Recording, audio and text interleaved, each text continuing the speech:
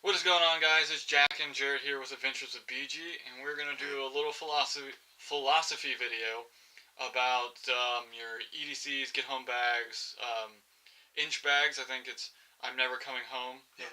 Did I get it right? Yeah. Okay. I don't do good with the words. Um, but we always want to do a little philosophies because we disagree with a lot of terms out there, and people probably disagree with us. So let us know what you think later. But let's start off with EDC. Most people know what that is. Most people have an EDC. It's an everyday carry.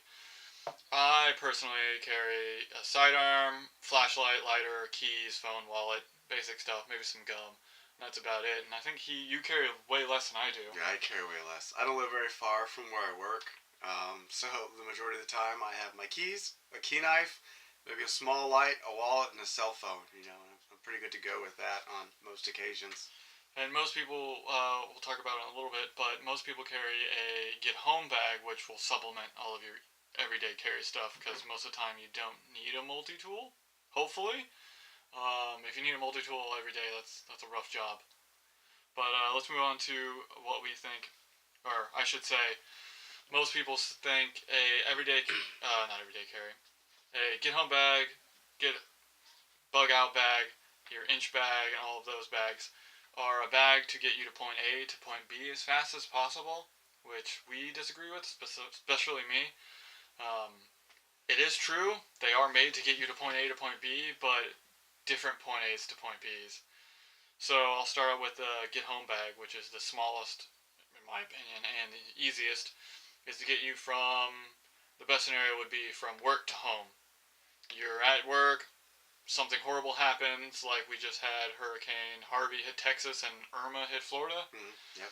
which would be a good example and probably a good use. Is you get flooded into work, you gotta go somewhere.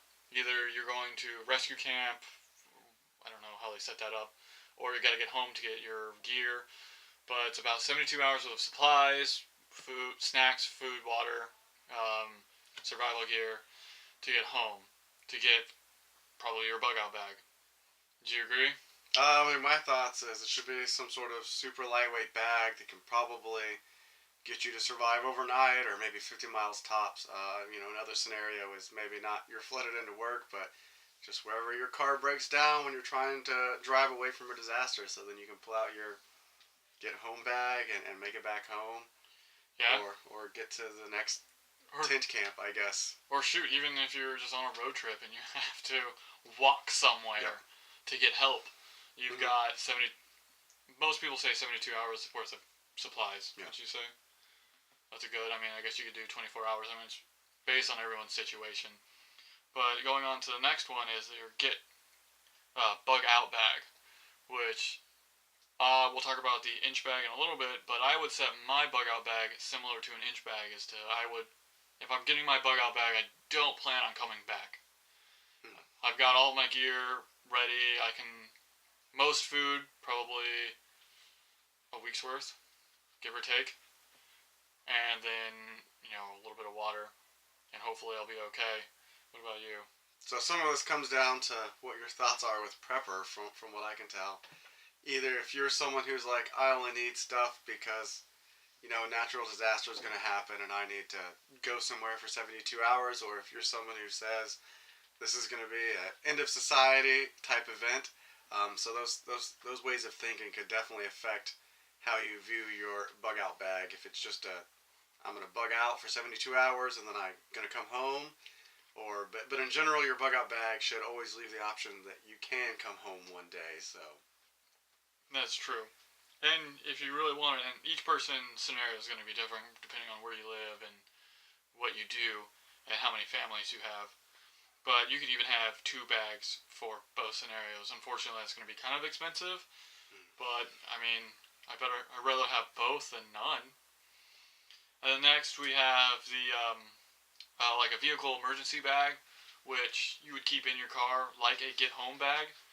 But in our opinion, it'd be a much different bag. It would have like your road flares, your car safety stuff, fire extinguisher, your tools, blanket, yeah, gas can.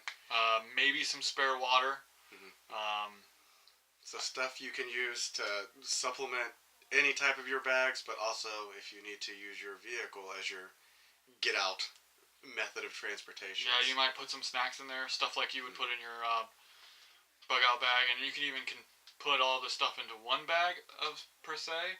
But you'd want to be able to take all of these stuff out because you don't want to be carrying a fire extinguisher around. No, definitely That not. would be That or a tire iron. You probably don't want to yeah. take your tire iron and jack with you. You want to leave those in the vehicle. Yes.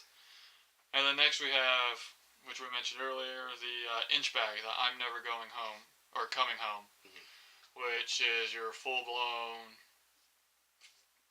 What? I'd say it's an 80-pound pack. Yeah, possibly. It's the Bob may have a lot of one-time use kind of things, but your inch bag should have kind of like your Oregon trailing it up. Yeah. So maybe a hoe or a saw or a pick, things that you could go out into the woods.